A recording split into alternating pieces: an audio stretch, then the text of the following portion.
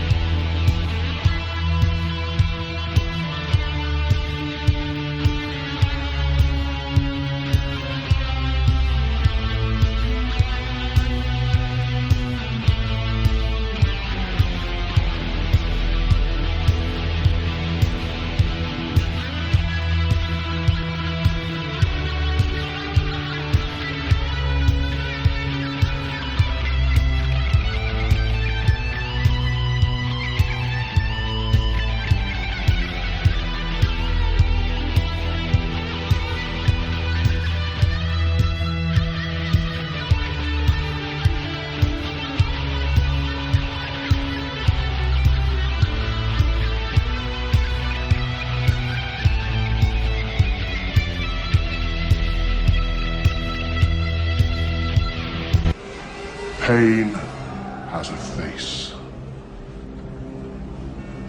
Allow me to show it to you. I am pain. Mr. Meanie. Let's get out of the way. My dick. Here we go. Come on, Lance. Right? Get it out of your system. Dick. That's right. I was told pants were optional. I didn't know shirts were optional. Yes. Ladies and gentlemen, boys and girls, children of all ages, ghost schools, family and friends, welcome to this week's episode of Sacrificial Terror Podcast. I am Sam, I am Mason, with the always fabulous Miss Zombie Barbie. And my brother from another Mr. Lance, the Flair Wagner himself. Woo! All right. And tonight we have a very special guest. As you know, Sacrificial Terror Podcast is brought to you by Sacrificial Pawn Productions and is produced by Miss Zombie Barbie and Miss Samantha Wagner. We love you guys and thank you for doing what you do. So, tonight's guest is a very special gentleman near and dear to our hearts. Okay? He is the artist extraordinaire, the master of mayhem, the fucking horror beast extraordinaire, Mr. Brian Clegg. Hell yes! Did you say horror? And you got my name right. Yeah. Right? It's kind of hard to fuck your name up, brother. You would be surprised. I know. The Cleggster. No. That's my hero, Well, by the way. That's my hero. That's all the art back there. And I've heard Lance say it like 15,000 times, so I kind of just figured. It's usually Clegg pissed me off, or Right? you see Clegg again picking on me. Clegg hurt my feelings. Oh wow! You gotta have feelings first, right? So what's all in the background, Lance? What is all that? Yes. all Where did of you that. get all of that interesting artwork, So Lance? cool. All that is Right. his. And the cool part, the Stand Art the over Clown, there. the Over Art there. the Clown right there was that was predetermined. Like before the convention last September, I talked to Brian about I got to get one of your Art the Clowns, and I want to get it signed. So we'd all had all ready to go. So when I go get it done, and I have him sign everything, and I go to Brian, and I'm like, I got it signed, and I went, oh shit, I didn't pay him, so I had to go back and pay David for it. I totally forgot to pay him. So Dude, Colt is always what a so damn dick. busy that you could have walked out, and I've been, several days later, I've been like, wait, fucker walked out with it. yep, You're so honest, Lance. that's Right? I try. Oh. Hell yeah. So tonight we're talking about Mr. Clegg's favorite horror series, Texas Chainsaw Massacre. And if I remember correctly, we're going to run the gambit across all of them, right? Yes. Try to. Yeah, try Fucking to. okay. We don't have to We don't have to cover the last Leatherface, right? Wasn't that your favorite though, Leatherface? That's what Lance said. No, I got my belief as to the whole BS story, why they filmed in Bulgaria and all that. And I do have, it's convoluted, but it's the end of the road, so we'll get there when we get there, I guess. All right. Fair enough, man. Fair enough. Now, part 3 is also called Leatherface. So is that the one you like? Oh, was it? Is that the one you like, Brian? Is the third one or? For me, it's always one. Okay. So here's my story. The way I was raised and moving all around, I didn't ever get to see the first Texas Chainsaw Massacre till I was in high school. Right. So prior to that, my only encounter with it was, get this, I lived in a Christian children's home. So, yes, seeing horror was no. But we went to something that many kids today will never know, a video rental store. Mhm. Yeah. And, we could get all these cartoons and other crap like that. And I saw the box art for Texas Chainsaw Massacre 2. The Breakfast Club. Breakfast Club, right. Right. So I was like, Texas Chainsaw? I had no idea. And then my next encounter with Chainsaw was, I can't remember where it was, but 3, I believe they made the Excalibur teaser trailer before they even filmed the movie. Oh, wow. Because if you notice, the chainsaw isn't the same one that I'm going to butcher his poor name, Maloff. Right. It's not the same one that he uses. It's close. Okay. It's chrome to hell in back, but it's not the same one.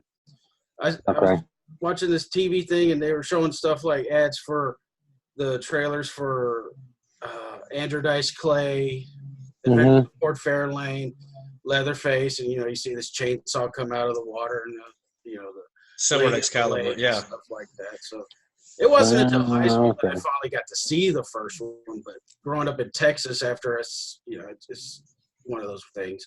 Yes. But pretty much after that, and then you start really go back and watch it, and it's like the whole series is just so fucking convoluted. How you figure? Well, I mean, think What about do you it. mean it's convoluted? What does that mean? I don't know what convoluted It means. has been through probably You're more. a writer. Hello. I have to look up words sometimes. It's been through more studios than a porn star at a gangbang. Good analogy. I mean, when we Hey, wait a Lance, second. How do you know that, Clegg? I don't know. I'm a good Christian boy. Lance asked me if we just want to talk about the first one of the whole series, and I was like, they've already made a documentary about the first one. It's Right. the shocking truth, Texas Chainsaw Massacre. Mhm. So you can go through the whole how Toby and Hankel sold pretty much any rights, basically to the mob, and then it went to Canon, Golden Globus. Okay. And then it went to New Line. It's been through Platinum Dunes. It's been through Lionsgate. It's just been through everybody. The only thing they've been able to be consistent about is when the first movie took place. Right. August 18th, 1973. Right. And then here's part of my notes. I even took some other notes. At one point during one of the opening scrolls in part 2, Sally was in Sally Hardesty, the survivor of the first one. She went into a coma or catatonia, and then you see her again at the very end of Next Generation. But then in the opening crawl of Leatherface, Texas Chainsaw Massacre 3, she died. Huh. Yeah, they're all over the place with the timeline. And even in the opening crawl of 3, they say that Leatherface is W.E. Sawyer, who is a character in part 4. Right. And then, of course, you got the remakes. They're not even the Sawyers. Yeah, the Hewitts. Or whatever. Yeah. Next Generation tried to retcon out 2 and 3. Texas Chainsaw 3D pretty much eliminated everything after 1. So there's almost been no consistency across it, aside from there's a guy with a leather face or with a mask made of other faces carrying a chainsaw. That's about it. That's it. So, So there's that. So that's why I call it convoluted. It's fun, but if you're looking for consistency and cohesiveness, everything, throw that shit out the window. and just approach it like that. Just like that? Pretty much. So which one was the one that Andrew Briniarski was Leatherface? Was that the one with That's the Jessica Biel? remake. That was with Jessica Biel, right? Yeah, that's the Okay. He was in both of those, right, Brian? 2003 and the beginning. Yeah. And I think 2006. Oh, Yeah. okay. That was the same guy. Yeah, we don't really Oh. like to talk about him. As Really? Leatherface or because he's like a rude person? Oh, He's a rude person. I got a nice little 2-screen setup here. So, Andrew Briniarski. He was a Hewitt. He's an ass. Oh, He is is he really? Yeah, no, he really is. He's a You dick. didn't hear, Lance? What's that? Okay, so when Gunnar Hansen had passed away, right? Let's see. And I'm reading. Briniarski responded by saying "boo-hoo" on Facebook.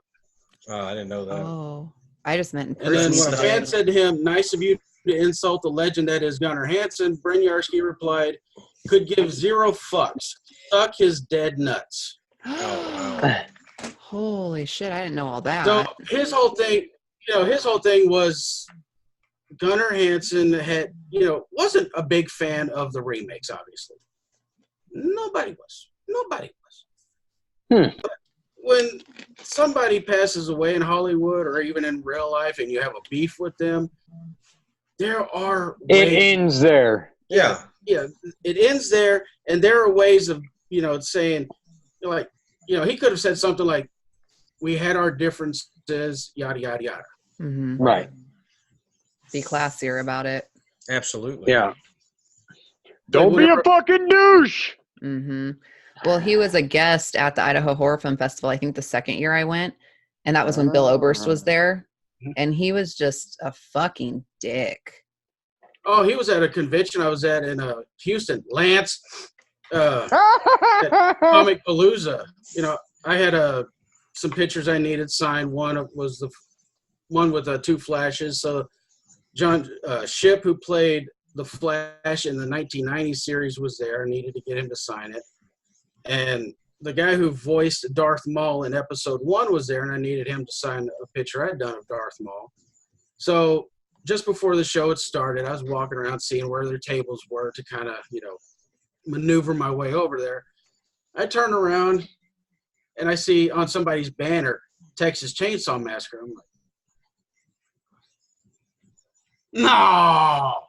His ass was there. Oh, I didn't know that. Mm. Now, of course, he's also probably well over 6 feet tall, probably weighs more than all of us combined. Yeah. So I wasn't going to say shit, but yeah. Just the fact that he was there, I was like, no.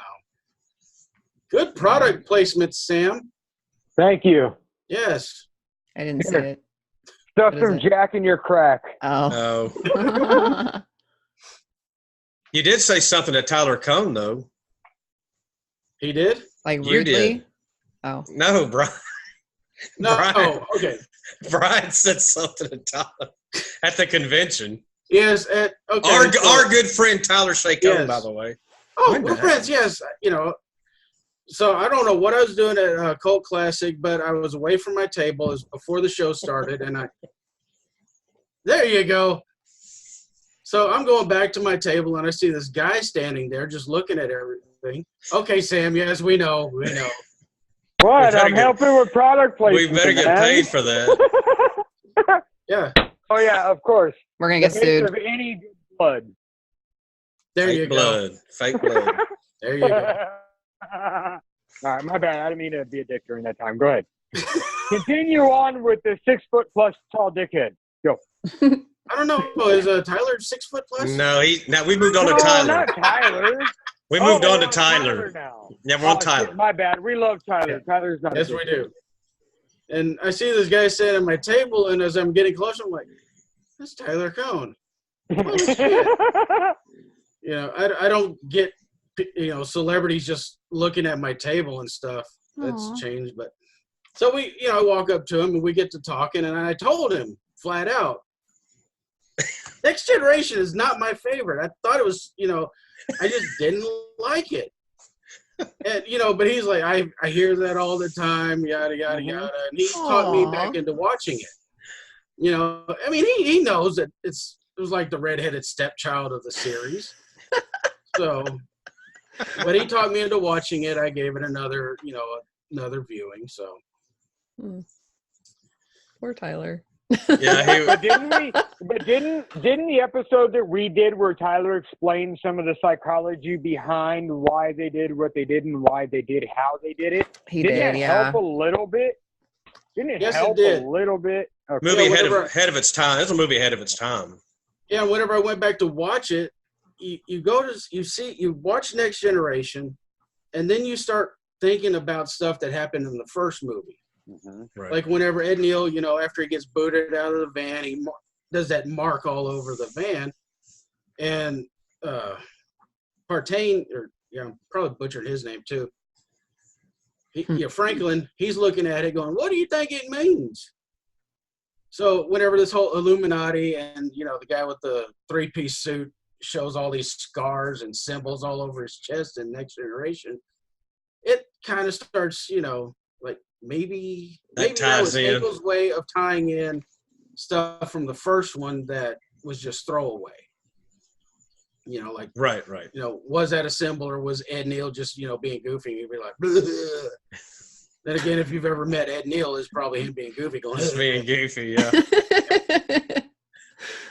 So yeah, Next Generation kind of, it did its best to try to tie into the first one. And even in the opening scroll, it kind of eliminated 2 and 3. Similar, but, semi-related incidences and stuff like that. Then again, I also was watching Next Generation the other day, and then the technical part of me started playing out like, I now know why I don't like Renee Zellweger. That voice and that face of hers, it looks like she's in a permanent state of ugly cry. We could have her on the show one day. We need to be nice.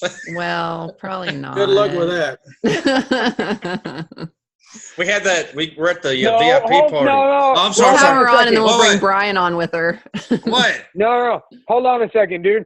Our guests can talk shit about whoever the fuck they want. We can't. We can't agree. We cannot confirm nor deny that the other potential guests may be assholes until we are able to form our own opinions. Gotcha. I gotcha. But Clegg and anybody else who has shit about any other motherfucker can say whatever the fuck they want, and it's okay. While we're at it, let me get my list here. No. Right? No. So we're at the VIP. Clegg's top 5 assholes. We were at the VIP party, and Clegg was like, he was staying with me because I was freaking the fuck out the whole time we're there.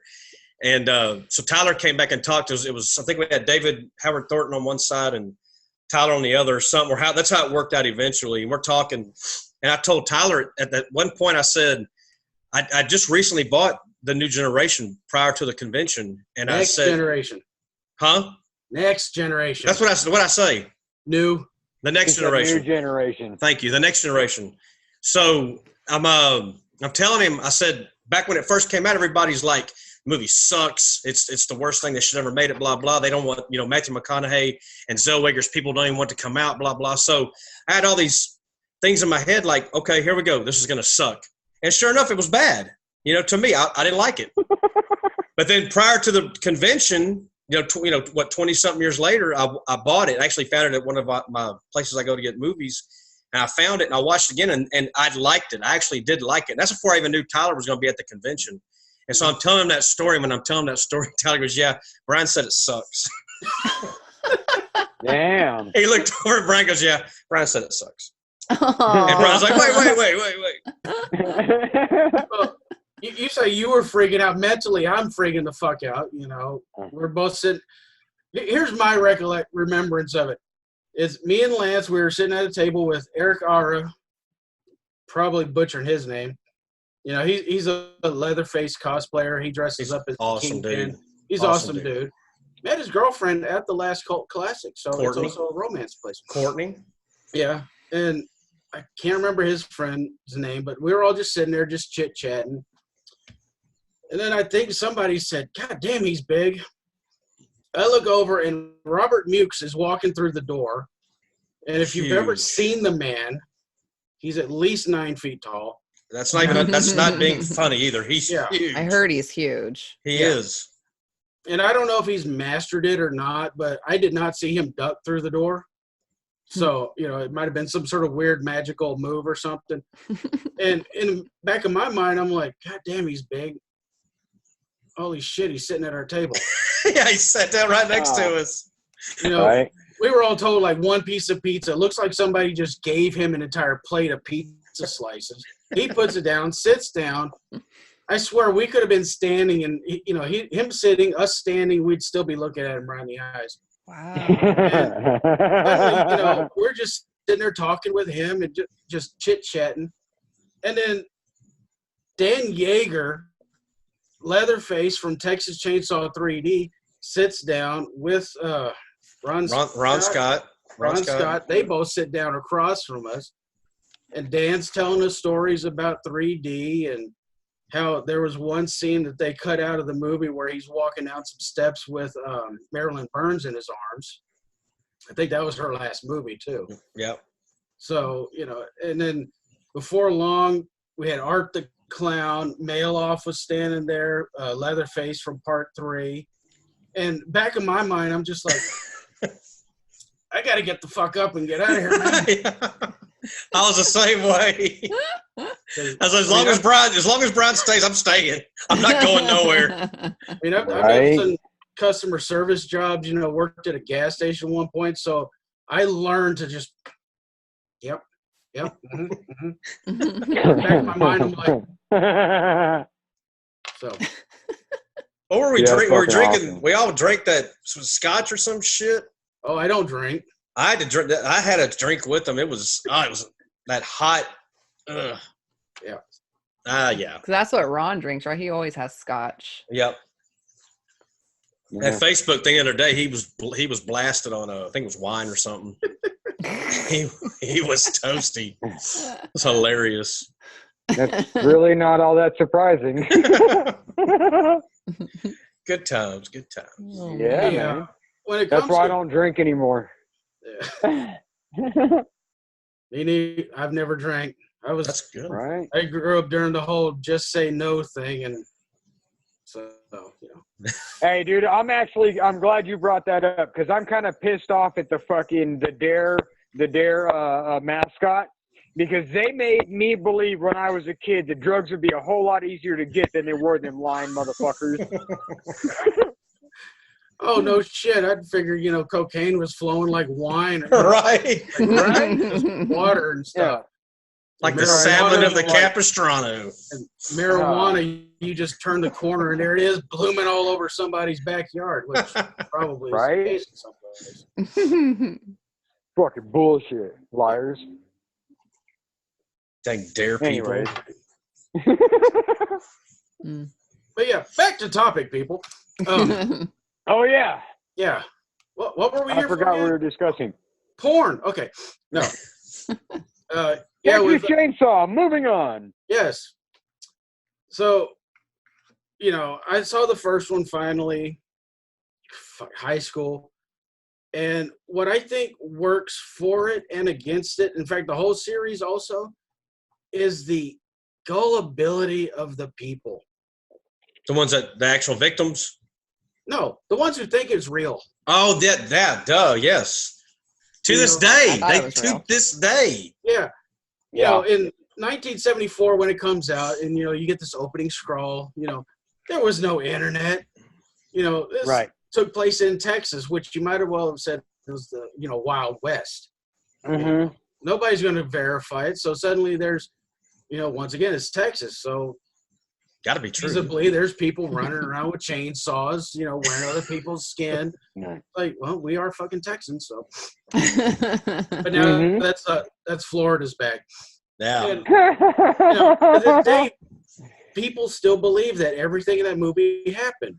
When they moved the house that they filmed in to Kingsland, which is like 100 miles that way, and it's a restaurant.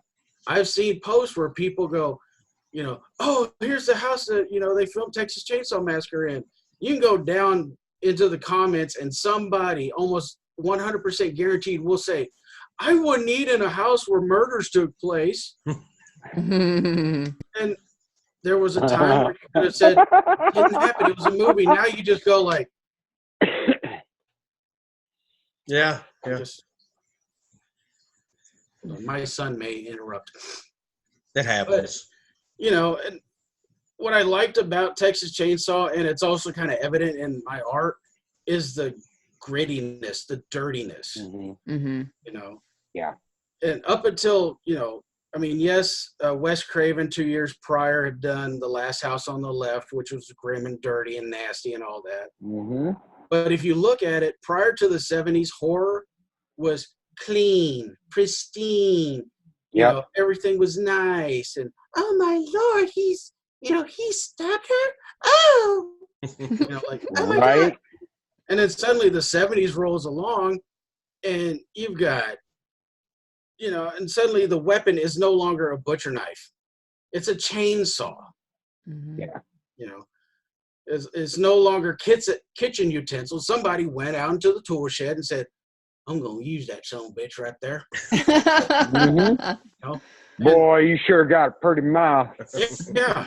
And you don't go whitewater rafting either. So, I think it's also the state. Texas still has that Wild West connection. So the people who believe that the Texas Chainsaw Massacre happened, we're in Texas. So, Right. Yeah. And I just love it. Part one still, the cast is a bunch of nobodies. Pretty much all of them were out of, film school, and basically, you weren't like, oh, I've seen him in such and such, or I've seen her in such and such. Right. You're faced with all these nobodies, absolute nobodies. Yeah. So whenever they get, so when Terry gets put up on a meat hook or, being with a sledgehammer, you're like, I still love the door slam. oh yeah. That is just so, I can watch that over and over. Yep. I love that shot. So I need to watch that one again. It's been a while. What do you think about the second one? Second one. And I'm actually going to ask something else after we talk about part two. Part two was just fucking crazy. There was a documentary, can't think of the name, but it's about Canon Films.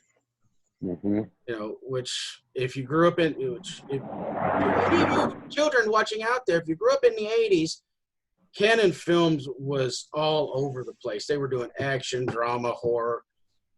It was like crank out movies. So they got the chainsaw license, and they were like, oh, we're going to do something. I'm pretty sure that the guys were Indian. We're going to do something with it. And, they carried Toby Hooper out, and they get the second one.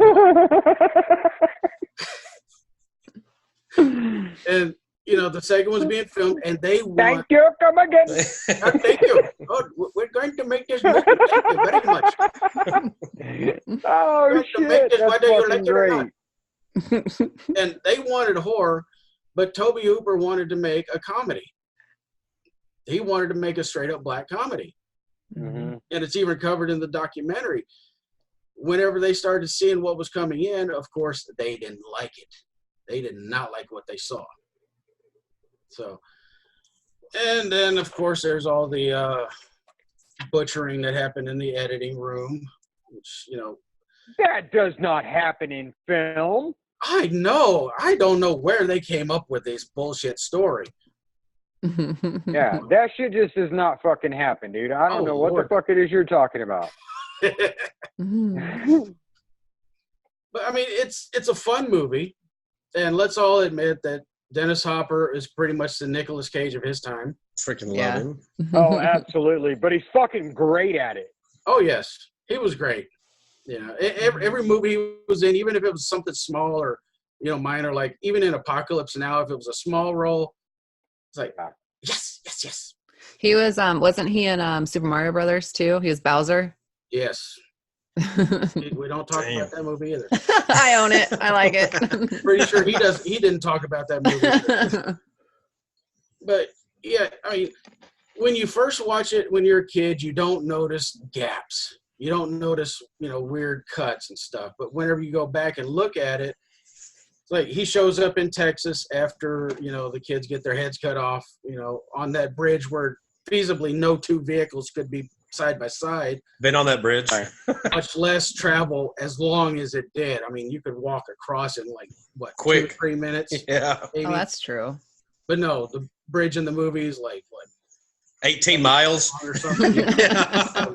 There is no bridge that long. He shows up, and then almost the next day, he's out spending $900 on chainsaws. Yeah. And it's like, okay, yeah, there's obviously a lot that was just Taken out and thrown out. Yeah. Yeah. And then you hear the other story. There's apparently there was some subplot where he was Stretch's dad. Oh wow. I read somewhere. Oh. And then Tom Savini did the special effects. He did the mask. Which, if you look at the mask, you can tell that's a studio mask. That was a mask made by a special effects person. Gunner's mask was obviously made by somebody who wasn't trained in tanning leather and stuff. Oh, okay. You could tell it's a studio mask. So there's kind of, the whole studio aspect was already creeping in on it. But I mean, it's a fun fucking movie. Yeah. And Bill Moseley, Chop Top. Yeah, he was awesome. Hell yeah. Him scratching his Chop Top's skin fucking off amazing. and eating it was fucking disgusting. I'm like, God, I had to actually Google. I had to Google what he was doing. I'm like, what the fuck is he doing with that coat hanger? Like, why is he heating it up? And what's he getting that he's eating? Yeah. That's a great character. It's this dead skin. He is so dead set on barbecue. Ugh. Ah. Oh, man. That was so fucking gross. Whether it's true or not, do you know what the legend is on how he got the role? Mm-mm. No. Apparently, just before he had done a short called The Texas Chainsaw Manicure. Yeah, I did hear about that. Yeah, where he plays a version of the Hitchhiker. And I have yet to see it. It's one of those things where I really want to see it. I've been trying to hunt it down to see if I could, even if somebody were to video it and put it on YouTube, even a shitty version like that, I'd love to see. Yeah. Mhm. Yeah. But apparently he did that, and Toby was somehow got a hold of it, saw it, and said, "I want him in my next movie." So So what was the thing? What were you going to say about part 2, Brian? There was something you were going to say after we talked about it? Oh yeah. So sorry. at the end of part 2, pretty much everyone's get blown up and all that, and at the end, Stretch is up there with her chainsaw. Mm-hmm. So I'm just going to throw this out there. Say Halloween 3, which was released before, had been a success, Okay.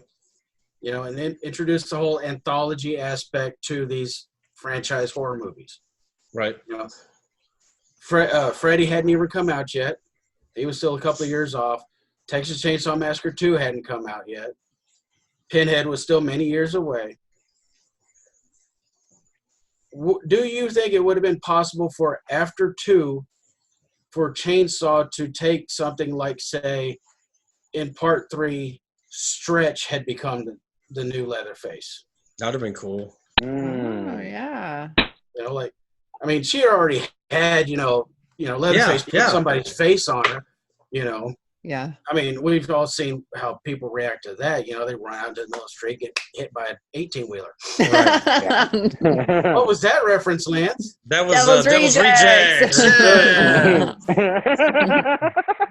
So, yeah. Do you know, hey, real quick, do you know who when Forsyth is talking to the guy, when they're cleaning the lady up in the Devil's Rejects, do you know who that actor is? And I don't know his. I'm not asking because I know. I just know what movie he was in, and it was like a favorite of mine growing up. And that's what Rob does. He sneaks those older characters people have kind of forgotten about. Mhm. But there was a movie. I think it was called The Stunt Man.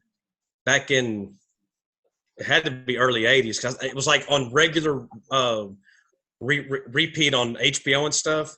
And that show was freaking awesome. And I forget that actor's name, but that was that cop that was talking to Forsyth when she got splattered all across the road. Yeah. And I'll look him up after. I guess I can look him up now, but that was Get one of to my work, favorite man. movies. Yeah. Get to work. Hey, look at that. Let's see. And somebody's probably watching, going, "Oh, that's blah blah blah." Well, they're not watching Right? yet. I didn't know. Yeah, I didn't know there was. Well, when they are watching it, Peter O'Toole was Steve Railsback was his name. Yes, Railsback. He Who was also played Ed Gein. right. See, all the connections Okay. tie in. I didn't know it was going to be a Okay. Devil's Rejects reference tonight on that spot, so I would have had that more prepared. But now I remember that Railsback. Yeah, Railsback did play Ed Gein in a movie called Ed Gein, Okay, which I have on. which Ed Gein started the whole Texas Chainsaw Massacre thing. Yes. I fucking love Ed Gein. He's my favorite serial killer of all time until me. Wow, we got your Just attention with saying. Ed Gein.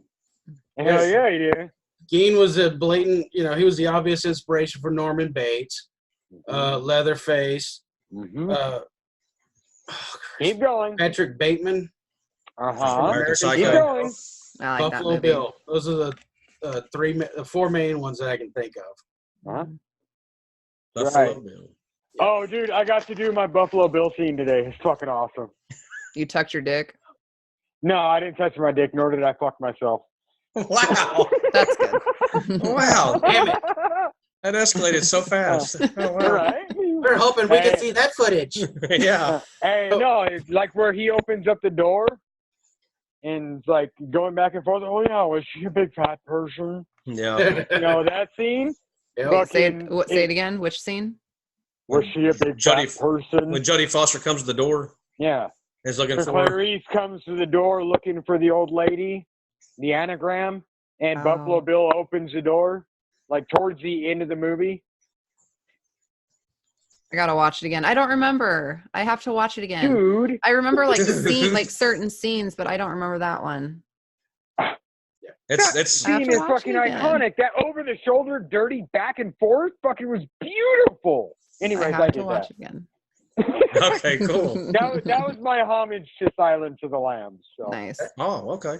Cool. yeah, I always like Hey. it, as much as we want or 100% original horror, you always like those little nods and homages to what's come before. Right. yeah. Mm. Well, I mean, dude, that's the reason I'm doing Normal Terror is because I'm a fan first. Yeah. You know, I mean, but I'm not going to imitate something that's already been done. You know, Yeah. I think there's too much of that. I think I think especially the studios need to open up and let some of these indie guys who have something different to offer, come in and fucking see what they can do with, what they did back in the early 80s. Yeah. They let all these guys come in that fucking, had no name or didn't have a particular, style, and they let them come in and fucking run with the money, and look at what they did. They created fucking icons. Yep. Yep. Absolutely. Give us that chance again. There's people out there like me and a few others that I think if given the opportunity would create something that would fucking blow it wide open. Let's see. Y'all have already interviewed Billy Pond. Yep. Yep. Mhm. William Pond's is someone one. who, as of this filming, he's knocking it out of the ballpark with the Indiegogo for Butcher's Bluff. Yeah. Just those two right off the bat. Stranded. Yeah, Mhm. all of that. So I'm pushing. I'm really pushing for Sean for that Stranded. Well, That's like it's gonna be a fun Creek and Cherokee Todd Creek. Yep. Jenkins. Mhm. Yep. as long as they don't get fucked over by the whole. Distribber. The scribber Yeah, bullshit. yeah. Hey, you know what? Hey, here's a shout out to fucking Todd and Billy. Fuck this scribber. Yeah. Fuck you. Fuck Go Digital. Okay. Hashtag fuck this scribber. Hashtag go fuck yourself. Go digital. Fuck you. Yeah. Come on, Lance, say the F word. Fuck. There we go. No, you have to say hashtag fuck distributor and go digital.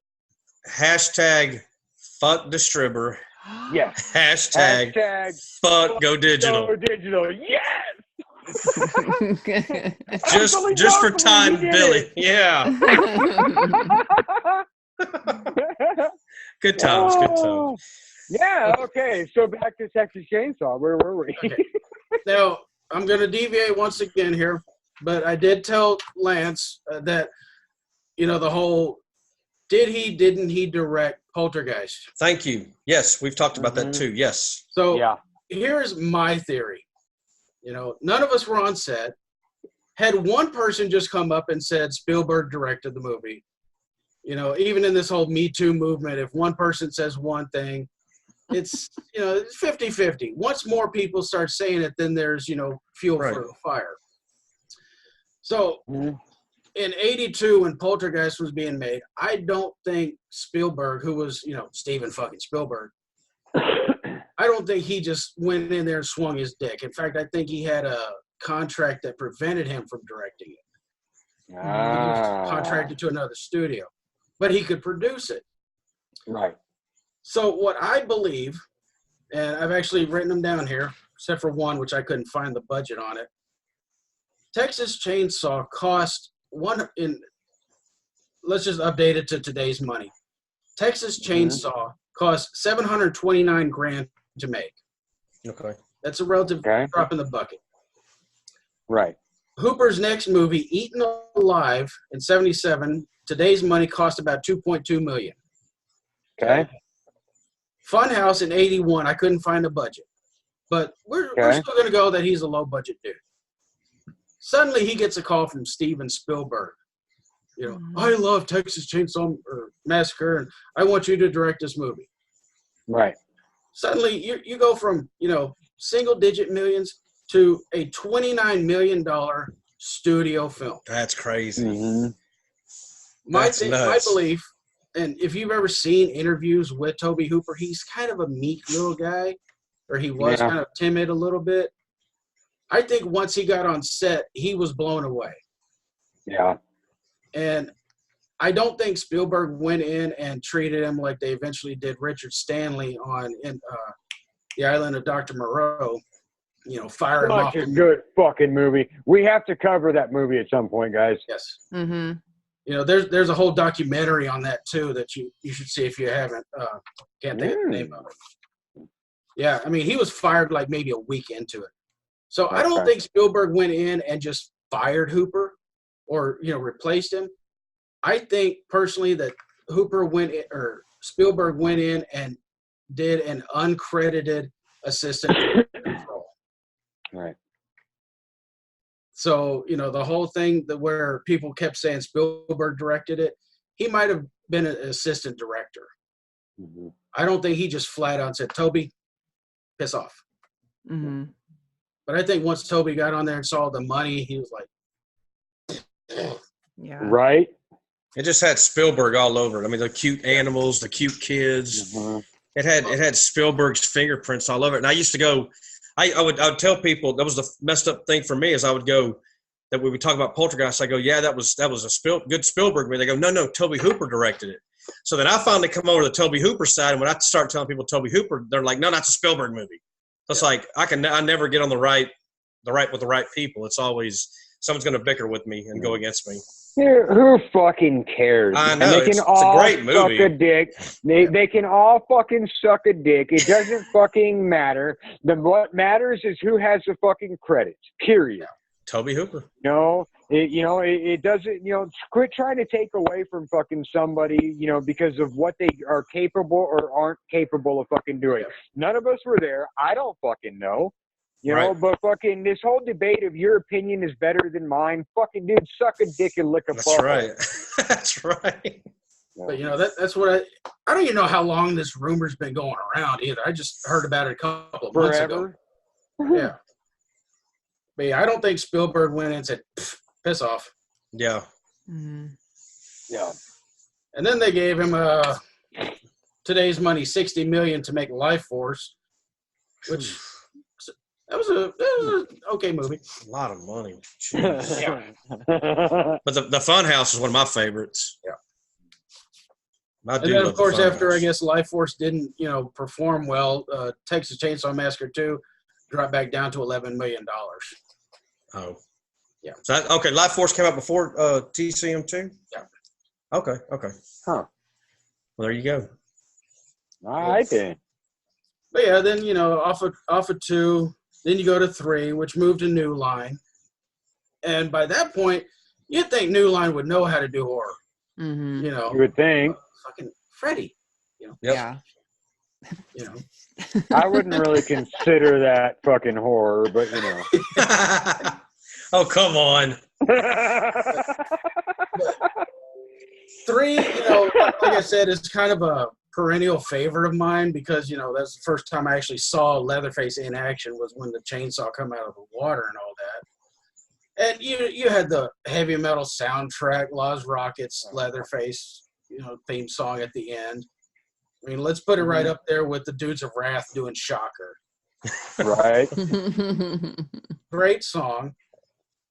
But it also really deviated. Suddenly, Leatherface, instead of being a timid puppy, just lashing out against, leave me alone. Like suddenly he's a pit bull. Mhm. Then there's machine gun fire. There's explosions.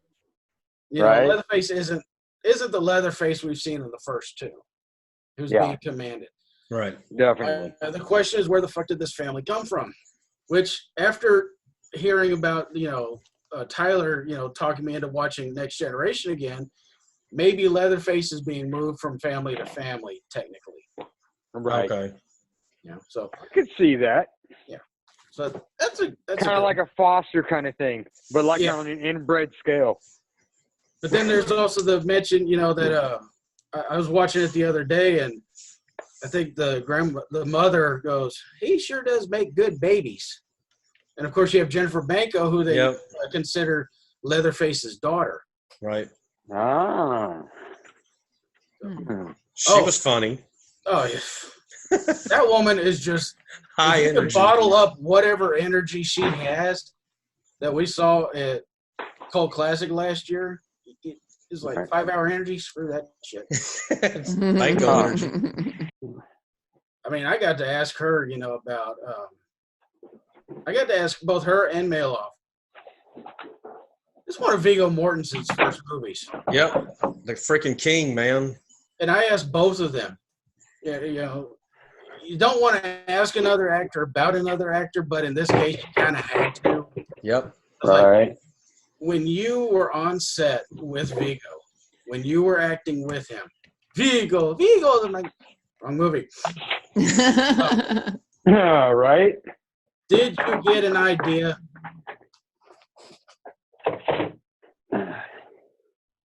I'm almost there. Hold on a second, guys. Zombie Barbie, you didn't participate. He was sideways. We were supposed to each other. Oh.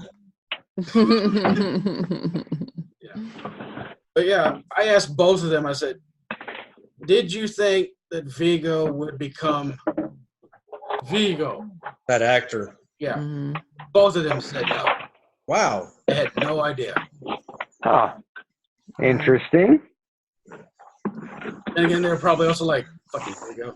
Look what he Yeah. I'm just going to say, I didn't see nothing in that boy. Supposedly he comes to Idaho a lot. I think he goes up north and yeah, he loves it here. I wouldn't doubt it. Mhm. I believe he has a house too. I'm not sure. All right. One of many. Yeah, and we have Demi Moore and Bruce Willis live up here. Arnold Schwarzenegger has a house. Michelle Pfeiffer has a house. Get him on the show. I've never seen them, but they do. They do have houses here. All right. Must be fucking nice. Mm-hmm. Was part 3 filmed in California? Right? Yes. Okay, I thought so. So the first 2 were filmed in Central Texas. 3 was moved to, California, but then again, it was New Line. Yeah. And then Next Generation did come back to Texas. And like I said, on 4, I rewatched it, and Zellweger just grates on my nerves. I I mean, if What's they wrong want, with Renee, man? Show Seriously. me the money. she looks like she's always in a permanent ugly cry mode. Like she's gonna cry.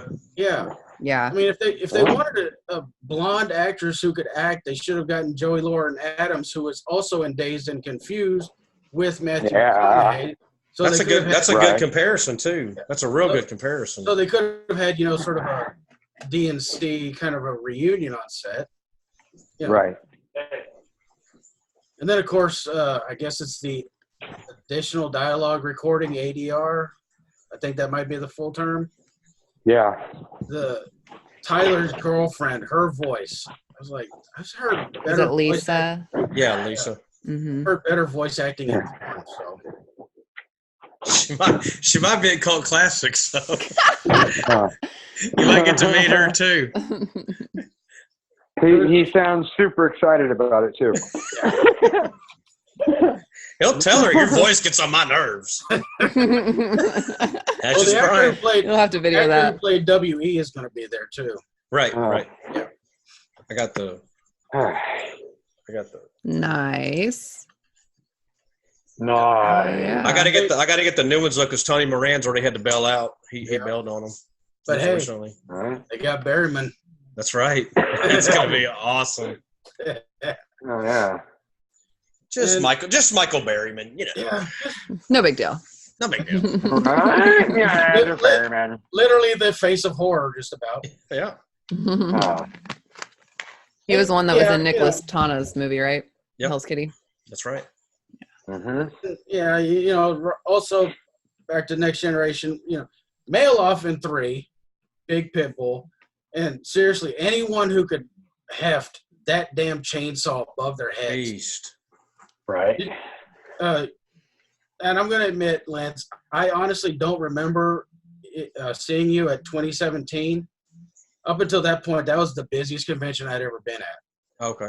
So you may have come and, Oh yeah, I didn't do the BI. I just was there for the day and then left. did you get a chance to hold Excalibur? I was right next to it. Yeah. No, Those, it's huge. That thing was huge. yeah, that group, Nub and Sawyer, they were literally right behind the curtain where I was, they were on the other side of the curtain for me. And every day I just kept poking Yeah. my head through the curtain like, That's that one that says with the Saw's family on it. yes. It's huge. So You held it, didn't you? You got to hold it, yeah. right? Yeah. Yeah, that Sunday I went around, it was during a little lull in the show. I walked around. Can I hold that? Right. They're like, yeah, man. You want to take a picture with it? I was like, fuck yes. So there's a picture of me holding that thing, 80 plus pounds, and I've got some damage in my spine. So I'm sitting there, and that look on my face isn't one of full joy. It's like, take the fucking picture. God. God damn. Yeah. And it was the actual chainsaw, like the one that Mail Off used. Right. Nub Nice. and Sawyer, the group Nub and Sawyer, their whole purpose is to try to salvage props from the series. Right. Okay. So they had some of the original costumes. They had the original Nubbins from Chainsaw 2. Ooh. Yeah, they Damn. Okay. had Jennifer Banco's little doll from 3. Okay. Mm-hmm. They even had a hot sauce, which I got one of the last bottles they made right up there, too. Sweet. I still haven't opened it. I'm pretty sure by now that shit's toxic. Yeah. So yeah, I've met Johnson, I've met Mail Off. I didn't get to meet Hanson. He passed away shortly before I even started doing conventions. Aw. Back to Next Generation, Robert Jacks passed away many years ago. And I think also why I didn't like Next Generation was his Leatherface. Mm. It was Which one? the Next Generation, Robert Jacks's. Oh, yeah. Leatherface. Tyler's. Yeah, Yeah. it was way too timid for my Leatherface. Mm-hmm. And then jumping back to 3, I do like that. I think there is a reference to the first one in Mail Off's leg brace. Because at the end of the first one, whenever the chainsaw Cuts himself. Yeah. Yeah. Okay. Because in 2, Johnson's Leatherface is just running around like, la, la, la. And then here's this new Leatherface literally walking around, with some leg damage. much. Yeah. So I think that may have been a purposeful tie-in there. That was some intimidating people. Yes. The size of those gentlemen, and they're bright too. Oh yeah. Like Dan and R.A. and Bill. What freaked me out that 17 convention, the Q&A, Carolyn Williams was like talking about, Bill Johnson's MIT educated or whatever she said, and I'm like, I'm definitely not going to go meet him now. I was already scared to go talk to him. He's like, he's super smart too. Yeah, so I still have yet to meet Bill Johnson. Oh, at the last one, I gave all three of them, a stack of the prints of their masks that I did. And talking to Jonathan, I'm going, you played Leatherface? Right. Why aren't you in like a Shakespeare movie or something like that? Just the way he talks was just so elegant. It was like, then again, David Howard Thornton played Art the Clown. You talk to David, it's like, yeah, I don't know where you pulled out Art from, but there you go. Right. No comment. Yeah. So, next generation, we talk about that. Then it moves to Platinum Dunes, and we got the remakes. And now, did you like the remakes, Rhiannon? With Jessica Biel? Did you like those? I did like that one, yeah. Okay. And ironically, also, because people think it's real, people think that the, found footage beginning of the remake, which I'll give them credit. They did get John Larroquette to do the opening voiceover like he did in the very first movie. Right. Mm-hmm. I will give him that. That's awesome. People think that found footage is real. Mm-hmm. That was true. That oh my God, they did have footage of it. Yep. No, they didn't. No. Right. Never. And then you show people the picture of the house where the remake was filmed. Right. Once again, murders happened in that house. I wouldn't go near it. It's like you can't go near it anyway, so. I don't blame Yeah, they won't let you. Yeah. But we took that trip up there back in 2017 before the few months before the convention. Mm-hmm. So I want to get a horror themed shirt to go. So I went to Spencer's and I found my shirt and I'm up there and this woman's helping me. I told her about it and she said, "That's so disrespectful that you're going to the house." Why? And I'm like, What do you mean? I had not. I said, well, what do you mean disrespectful? And she goes, well, those murders took place there. I was like, no, that was in Wisconsin. Fucking idiot. Yeah, I'm just like, it didn't happen. I told her I tried to be as nice as possible. Yeah, Zombie, you laugh. People believe this shit. Yep. Mm-hmm. I mean, I've even heard people who spent time in jail saying that the person in the cell next to them was the original Leatherface. Oh, jeez. Oh, my God. And I was like, fucking idiots. Yeah, there are people who believe it. There are people who use it. I know. It's almost like Kaiser Soze at this point. It's the boogeyman. But there are people who believe this shit. El Kakui. Yeah. It's like, if only I could just beat you with a 2x4 at this point. Jesus Christ. Right? The only part of the remakes, I just would like to move on from that shit is R. Lee Ermey. Oh, yeah, absolutely. Yeah. He was great. Fuck yeah. I mean, the one line from him that I can say, sums up those two movies is, smells like bullshit. Hell yeah. I love the fact on the prequel, he just makes himself the sheriff. Yeah. I just thought that was so awesome. He kills a guy and he's like, I just take this badge and this hat and I'm the sheriff. Yeah. So those were they're watchable. But they have nothing to do with the other ones at all. And also Leatherface, he's kind of like the mail-off version, but he's more of just a rabid pit bull. He's going to attack.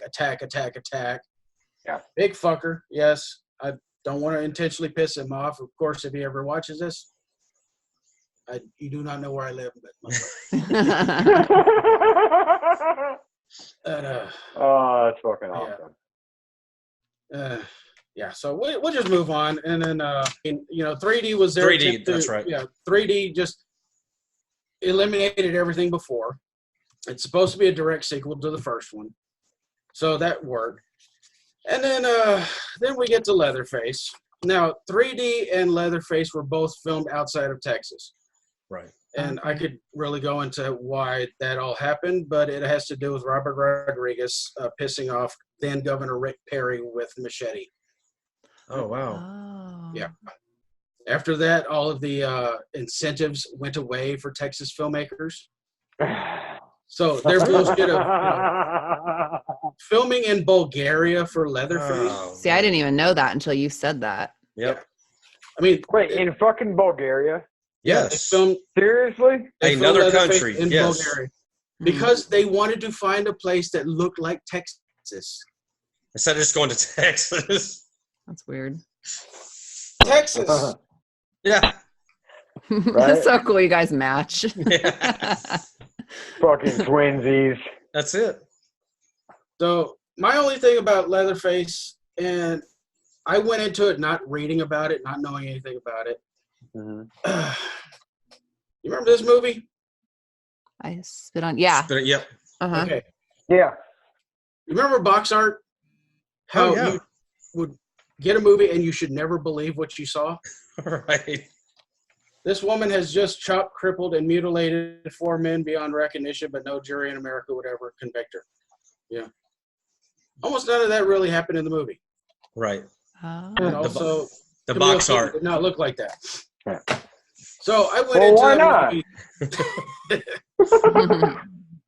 If you have seen it or have not seen it, I went into it not knowing who was who, and there is a character in there that you honestly believe is who Leatherface is going to grow up to be.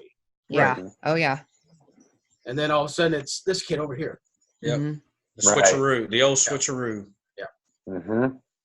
So whenever that happened, I'm like, okay, yeah. It's still a shit movie, but you know. Duggan at the convention, he talked about that at the Q&A. And someone asked him about what he thought about it. And he was like, I don't mean it's like a nationalist. And then he gave a little laundry list of movies shot in Bulgaria, you know. He was so pissed. And right there, he was so pissed off, you know. Like, man, it's a Texas Chainsaw Massacre movie that's shot in Bulgaria. Rah, rah, rah. He was not happy. Grandpa was not happy. Oh, Yeah, no, I didn't even know that. Oh, Yep. That's right. poor Yeah, Pawpaw. They filmed it over there, and I mean, it's not been 100% confirmed, but when Machete was being made, you know, they went to get the incentives. The film commission in Texas was all like, yeah, here we go, yeah. But then once the movie was done, they go, okay, we need the money. Oh, wow. They were like, no Yeah. money. Mm. And then after that, you know, all these, you know, unless you're Fear the Walking Dead, which is actually filming in this area, you know, huge Oh. production, or something like Transformers Age of Extinction, Okay. which Okay. actually filmed some of it actually around here.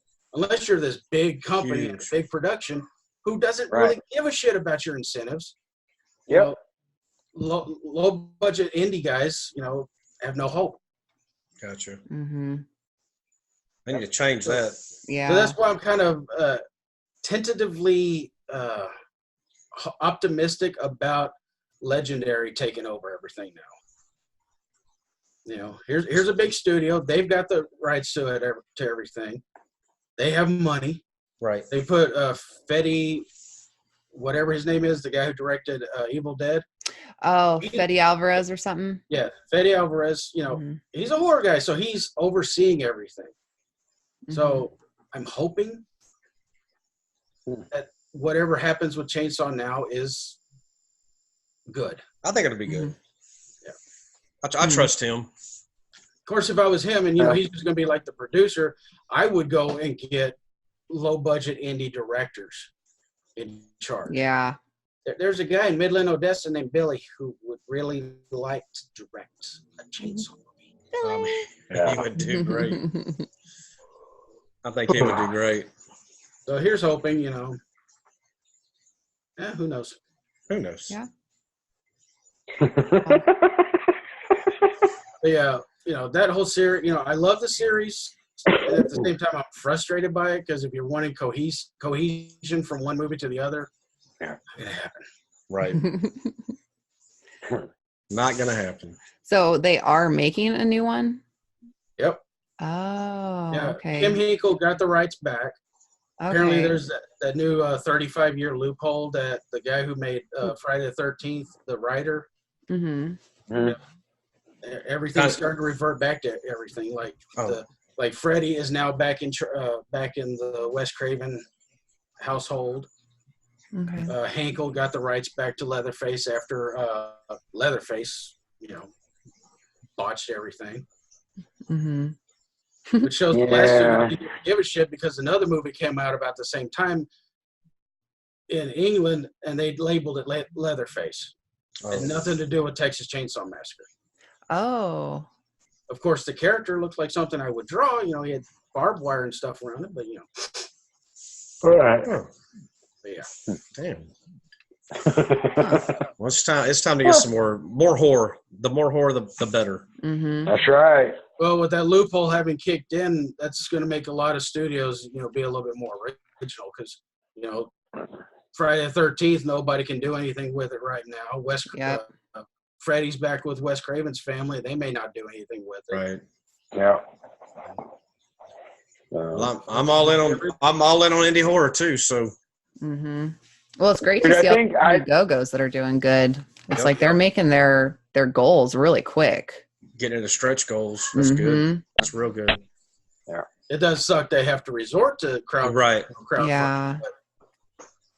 Well, and I think that's the shitty thing is, at one point in time, it was a whole lot easier to get investors involved, in a no-name person, and take a chance, and unfortunately now it's, you just don't have, somebody that's willing to take a chance, and that's the difficulty, you have to have a brilliant marketing plan, marketing strategy. You have to, set a lot of things in order for it to really take off and go the way it does.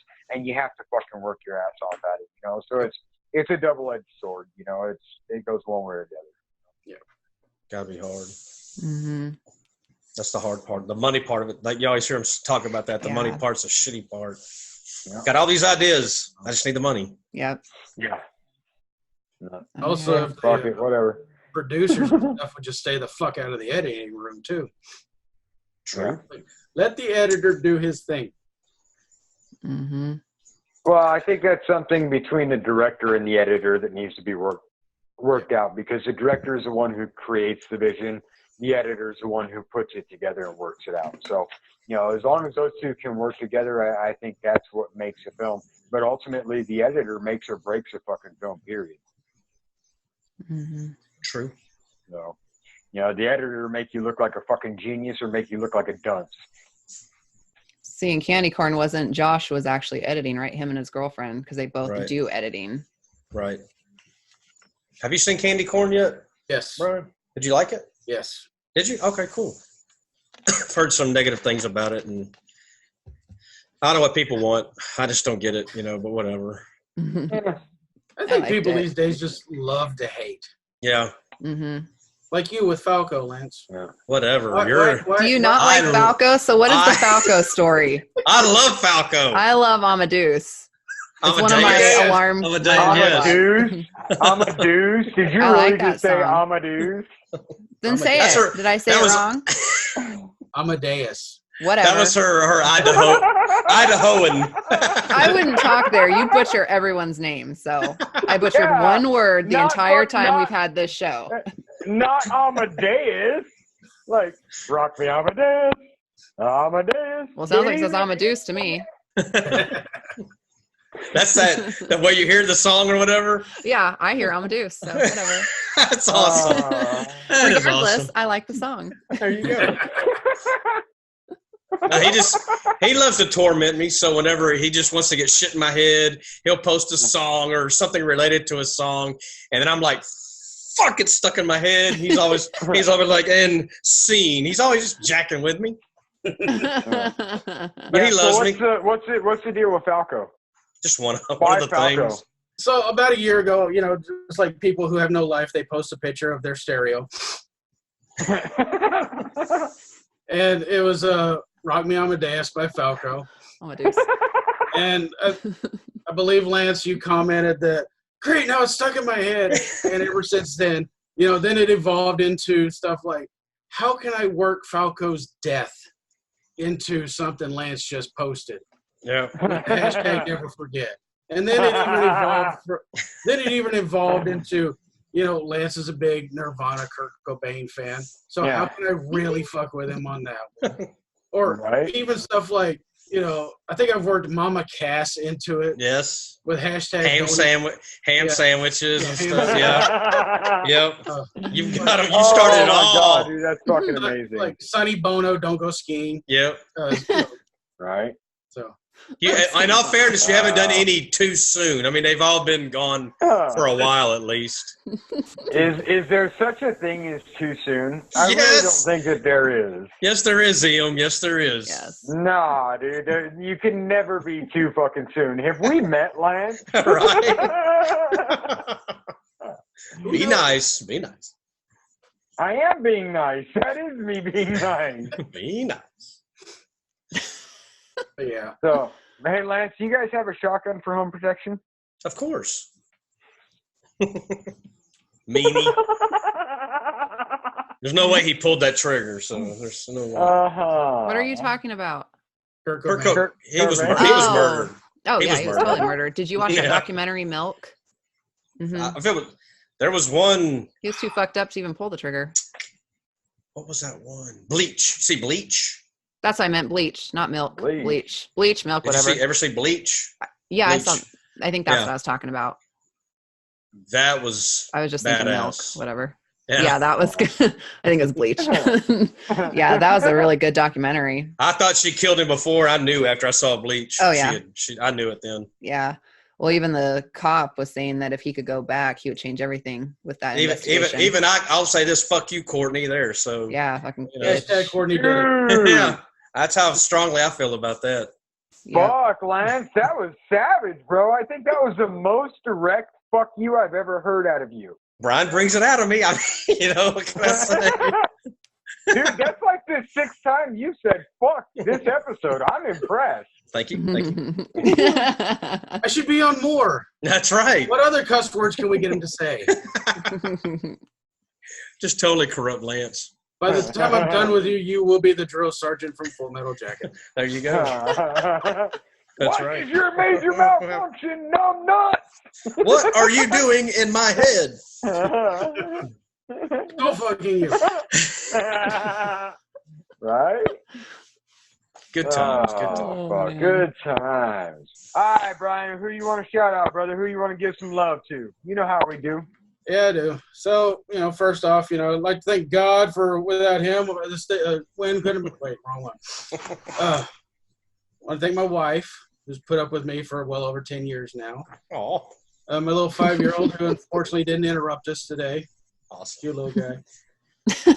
He is. That's Cute little guy. Connor. That's Connor, right? Cute Yes. little guy. Aw.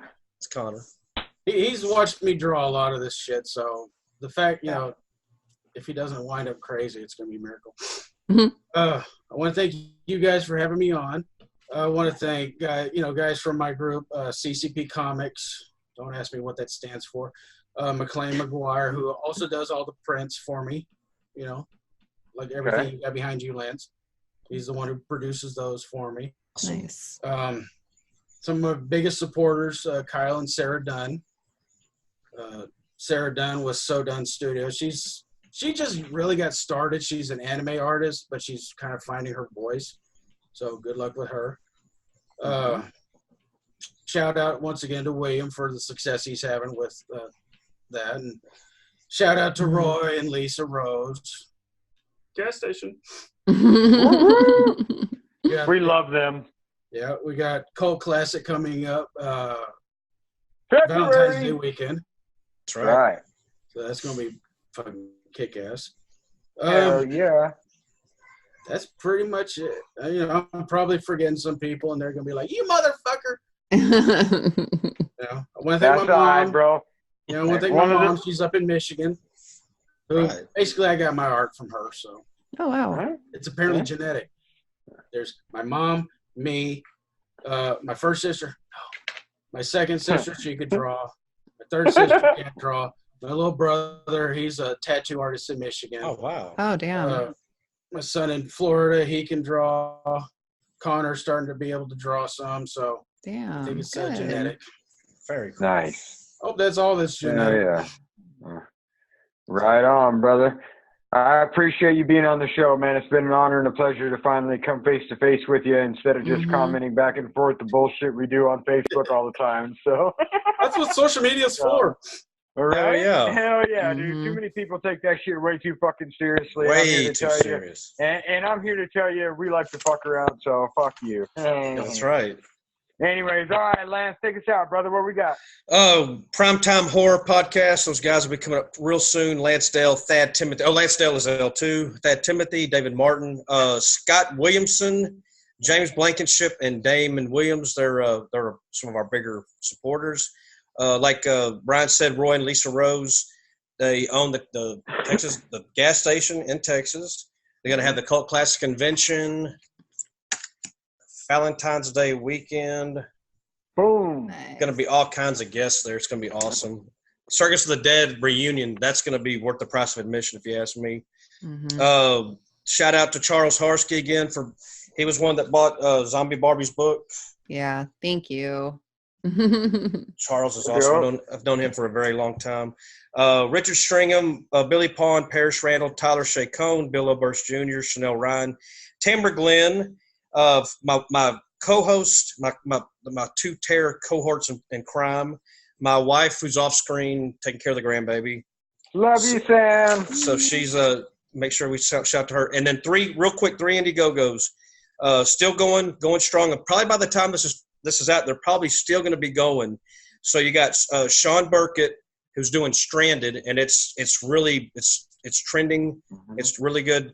Sean did the one of my favorite movies you can find on Tubi, Don't Fuck in the Woods, and they're also, and I found out from him yesterday, Don't Fuck in the Woods 2 is in the can. So it's going to go through all of its post-production stuff. So Stranded should be starting up in January is what he said. Nice. But the Indiegogo is going strong right now. Samantha Marie, Derek Huey, and Jonathan A. Moody are doing one called My Girlfriend, the Serial Killer. And it's doing really well in Indiegogo. So check that out. We know a lot of people through them. And then we got, of course, William Instone, who we had on the show before his Indiegogo was so successful. So we didn't really touch on that too much on our podcast, but him and help me out, Brian. It's Renfield Rasputin, yes. his co-writer. Yeah. Check them out. Their Indiegogo is going very well. They're into their second stretch goal right now. Damn. And so check that out. And then I think I got everything. Oh, and then Chris Atella with our music, In and Out. And then Matthew Price Thompson always does a great job with our graphics. And I believe that is it. I'm upply duckly done. Woo-hoo! All right, Z, what you got? Everybody you just said, as always, got a lot of supporters. It's awesome. Thank my co-host. Thank you, Brian, for coming on. And my book. Thank you for everybody that has bought the book and also has been sharing it and stuff like that. And then Aaron Lee with Crazy Ink Publishing. Thank you for taking it on. And that's pretty much all I'm doing right now. Sweet. I got a card. Nice. That's cool. Oh, you did Hell get yeah. that. That's right? That's awesome. So we brought up a lot of people and talked about a lot of people and their projects and whatnot, this episode. So, Brian, thank you again for coming on the show. My co-host is always, thank you guys for being here. Congrats to you on your movie today. Congrats to your movie shooting today. And thank you for the rap today. I got to tell you, man, the actor that Zombie recommended to me, Aruna League, is absolutely fucking phenomenal, dude. She was spot on. Her acting was great, and fucking it came out amazing, dude. So a huge shout out to her. My DP, Aaron Riley, we call him PJ, and I'll tag him in the BTS post that I do. But huge shout out to him. He nailed it today. He's been a great help to us. So thank you guys, everyone on the team, the cast crew. We're moving forward. We're continuing to rock this shit. We're getting ready to go into post so we can get a trailer put together, a new, more traditional style trailer, and then we're launching the Indiegogo. So Awesome. we're going to need your guys' help, get it out there, and hopefully we'll be trending as well. We can meet our budget, and we can get this thing done, wrapped up, and out the door. Woo! Awesome. Where you guys will see it everywhere. So from Sam I Am Zombie Barbie. and Lance Wagner. and my brother Brian Clegg, Master of Villains. Brian Clegg rules. We're out. Thanks, Brian. Bye.